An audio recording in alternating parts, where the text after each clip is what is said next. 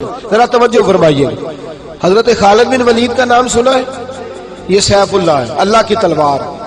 حضرت خالد بن ولید نے اپنی بیوی کو طلاق دے دی اور بڑا عرصہ وقت اچھا گزرا، طلاق ہو گئی، بیوی چلی گئی. ایک باغ بھی دیا تحفے میں. بعد میں ایک آدمی پوچھنے لگا، حضور آپ نے بیوی کو طلاق دے دی، کیا معاملہ تھا؟ آپ فرمانے لگے کوئی مسئلہ نہیں، میری بیوی بڑی نیک تھی، پرہیزگار تھی، اچھی تھی، فرما بردار. انداز دیکھیے گا. کہنے لگا جناب عجیب بات ہے، طلاق بھی دے دی اور اچھی بھی بڑی تھی، کس بات پہ طلاق دی؟ آپ فرمانے لگے وہ میرے ساتھ 27 سال رہی ہے. کتنے سال؟ اور میں انتظار کرتا رہا ہوں. میرے نبی پاک صلی اللہ علیہ وسلم نے فرمایا جس کو اللہ تکلیف نہیں دیتا اس سے اللہ ناراض ہوتا ہے. میں نے 27 سال انتظار کیا، اس کے تو کبھی سر میں درد نہیں ہوا تھا. تو آپ فرماتے ہیں میں نے اسے ایک باغ دے کے بھیج دیا اس کے میکے. میں نے کہا تیرے اوپر چونکہ آزمائش نہیں آتی تو کہیں ایسا نہ ہو اللہ تجھ سے ناراض ہے تو مجھ سے بھی ہو جائے. مانے لگے اس خیال میں نے اس کو بھیج دیا ہے کہ اس پہ تو تکلیف ہی کبھی نہیں آئی.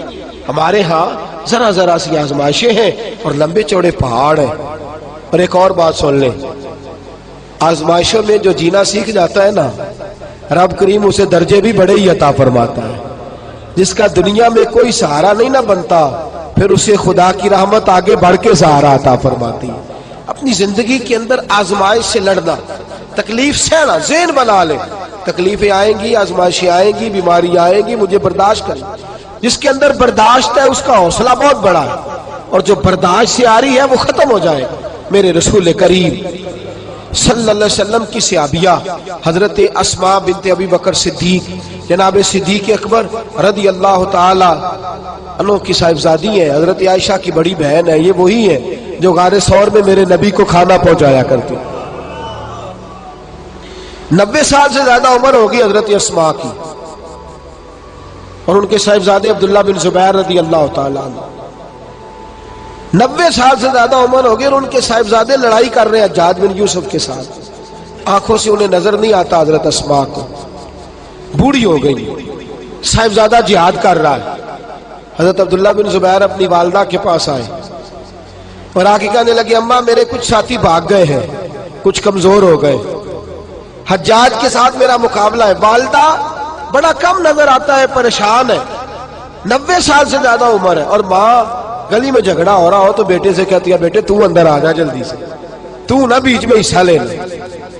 والدہ سے آ کے پوچھتے ہیں اماں میں کیا کروں، حجاج کے خلاف لڑ رہا ہوں، بہت سارے ساتھی کچھ چلے گئے ہیں ڈر کے، کچھ جو ہیں وہ کمزور پڑ گئے، کچھ نے وہ بزدل نہیں ہے، وہ کمزور نہیں، لیکن انہوں نے حکمت سمجھی ہے تھوڑی دیر کے لیے چلا جانا. ماں کہنے لگی بیٹے پہلے تو یہ بتا کہ تو حق پہ ہے کہ نہیں، دولت کے لیے تو نہیں لڑ رہا، اقتدار کے لیے تو نہیں لڑ رہا. کہنے لگی اماں قسم اللہ کی عزت کی میں حق پہ ہوں، میں فکر امام حسین کا وارث ہوں، میں ظالموں سے لڑ رہا ہوں. تو ماں کہنے لگی بیٹے جا. پھر والدہ کہنے لگی جا میرا بیٹا اور جا کے اس کے ساتھ لڑائی کر، اگر تو فتح یاب ہو گیا تو میں شکر ادا کروں گی، اور اگر تو شہید ہو گیا تو میں قیامت میں تیرے اوپر فخر کروں گی. تو کہنے لگے اماں وہ بڑے ظالم ہے، بوڑھی ماں کا حوصلہ دیکھ، وہ بڑے ظالم ہے، وہ تو مسئلہ کر دیتے ہیں، ناک کان گلا کاٹ دیتے، اتنا سخت میرا دشمن ہے. والدہ کہہ رہی ہے بیٹے سے، 90 سال کی بوڑھی اماں کہتی ہے بیٹا بکری کو ذبح ہوتے وقت تکلیف ہوتی ہے، کھال اترتے وقت تکلیف نہیں ہوتی. تکلیف تجھے ایک وقت ہوگی جب تیر لگے گا، جب تلوار لگے گی. ناک کان کاٹتے تجھے کیا تکلیف ہوگی، اللہ تجھے زیادہ اجر عطا فرمائے گا. جا مجھے بہادر کی ماں بننے کا شرف دے، بزدل کی ماں بننے کا شرف نہ دے. یہ دلیر ماں کا حوصلہ. یہ لفظ کیا کہ بیٹے کو بھیجا. حضرت عبداللہ بن زبیر لڑے، 14 دن تک آپ کی لاش لٹکی رہی، لیکن 14 دنوں تک آپ کے وجود سے خوشبو ہی آتی رہی. حجاج بن یوسف نے آپ کی ماں کو بلایا، حضرت اسماء آئی، کہنے لگا تجھے پتہ ہے تیرے بیٹے کی لاش لٹک رہی ہے؟ کہنے لگی کیا کہا؟ لٹک رہی ہے؟ ہاں تیرے بیٹے کی لاش لٹک. کیا کہتے ہو؟ تیرے بیٹے کی لاش لٹک رہی ہے. پھر بتا لو. تیرے بیٹے کی لاش لٹک رہی ہے. تو آپ فرمانے لگی شکر ہے اللہ کا، میرے بیٹے کی لاش لٹک رہی ہے، کہیں جھکی ہوئی تو نہیں ہے نا، کسی ظالم کے آگے جھک تو نہیں نہ گئی، کہیں اس نے گلا کٹایا ہے, کہیں جھکایا تو نہیں نا, شکر ہے میں اللہ تعالیٰ کا. کہنے لگے تو مجھ سے سفارش نہیں کرے گی کہ اس کی لاش کو ہٹا دوں؟ آپ فرمانے لگے جس رب نے اسے شہید ہونے کا حوصلہ دیا ہے وہ اسے قبر کی اعلیٰ جگہ بھی عطا فرمائے گا. حضرت عبداللہ بن زبیر جنت المعلیٰ میں آرام فرما رہے ہیں, اور سرخیل ہے وہاں کے مسلمانوں کے. عزیزوں, تکلیفوں کو آگے بڑھ کے وصول کرنا. ذرا ذرا سی بات پہ لوگ چیختے چلاتے ہیں, کفر بولتے ہیں, گھروں میں فوتگی ہو جائے تو کفر.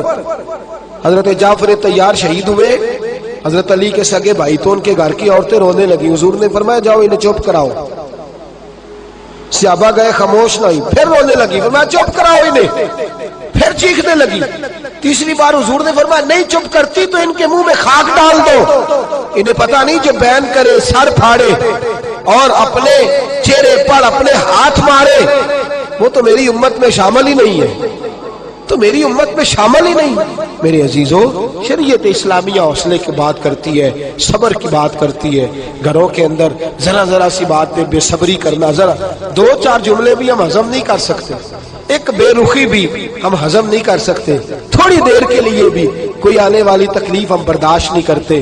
بے صبری ہے, ہماری کم حوصلہ ہے اور تحمل مزاجی سے دور چلے گئے ہیں, اس لیے ہمارے غم بھی روز بروز بڑھتے چلے جا رہے ہیں. رب کائنات کی بارگاہ میں یہ التجا کیا کرے اللہ ہمیں حوصلے عطا فرمائے, اور ساتھ رب کریم ہمارے اوپر وہ والا فضل فرمائے اس طرح وہ اپنے نیک بندوں پر فضل فرماتا ہے. اور اللہ ہمیں حوصلے اور صبر کے ساتھ زندگی کے ایام گزارنے کی توفیق عطا فرمائے. ہمیشہ مدحت خیر الانام میں گزرے. دعا ہے یہ عمر درود و سلام میں گزرے. آخر دعوانا الحمدللہ.